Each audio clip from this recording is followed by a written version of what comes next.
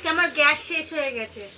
আমরা normally induction ওভেনে রান্না করি না, কারণ ইন্ডাকশন ওভেনে রান্না করলে নাকি অনেক ইলেকট্রিক পড়ে, আর এই জন্যে আমরা খুব এমার্জেন্সি না হলে ইন্ডাকশন ওভেনে রান্না করি না। আজকে গ্যাস শেষ হয়ে গেছে বলে এই জন্য রান্না করছি। ভাতটা গ্যাসে হয়ে গেছে, আর আলু ভাজা, ডাল আর হচ্ছে কচুরমুখী সিদ্ধ মাখা ইন্ডাকশন ওভেনেই করেছি। বাবু তোর পাপা চলে গেছে কাজ। টাটা বাবা। আলু ভাজা প্রায় হয়ে এসছে, একটু পরেই নামাবো। প্রায় হয়ে এসছে, এবার নামাবো। স্টিলের জিনিস ছাড়া নাকি রান্না করা যায় না। স্টিলের জিনিসই রান্না করতে পারি, এমনি নর্মালি এরকম কড়া বা হাঁড়িতে রান্না করতে পারি না এটা। তো আপনাদের যদি জানা থাকে যে স্টিলের জিনিস ছাড়াও অন্য কিছু বসিয়ে রান্না করা যায়, তো আপনারা প্লিজ কমেন্টে বলবেন। আলু ভাজাটা প্রায় হয়ে গেছে।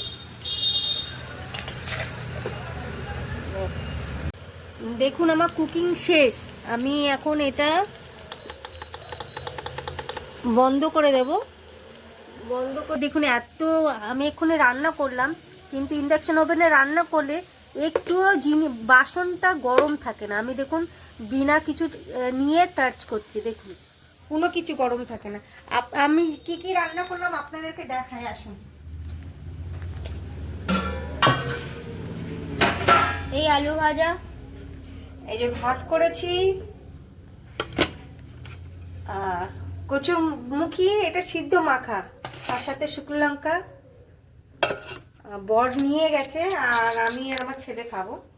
এই যে ডাল, এর মধ্যে তড়কা আর মুসুর ডাল, তড়কা ডাল আর মুগ ডাল তিনটে একসঙ্গে করা আছে, আর এটা আলু ভাজা। এটা আজকে আমাদের রাত্রে ডিনার। আমি আর আমার ছেলে খাবো এখন। কেমন লাগলো ভিডিওটা বলবেন। আপনার যদি আমার মায়ের ভিডিও ভালো লাগে তাহলে আপনারা সাবস্ক্রাইব করুন এবং লাইক করবেন।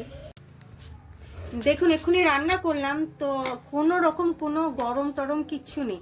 জাস্ট এখানে একটু হালকা একটু গরম আছে, হালকা, কিন্তু এমনি গরম টরম কিচ্ছু নেই। আমি মুছে এবার ক্লিন করে আবার আলাদা জায়গায় রেখে দেবো। এটা আমাদের নর্মালি তো ইউজ হয় না, তো আমরা খুব এমার্জেন্সি না হলে এটা বের করি না। এখন এটা আমরা আবার রেখে দেবো, কালকে গ্যাস চলে আসবে, তো আবার এটা এখন আর ইউজ হবে না।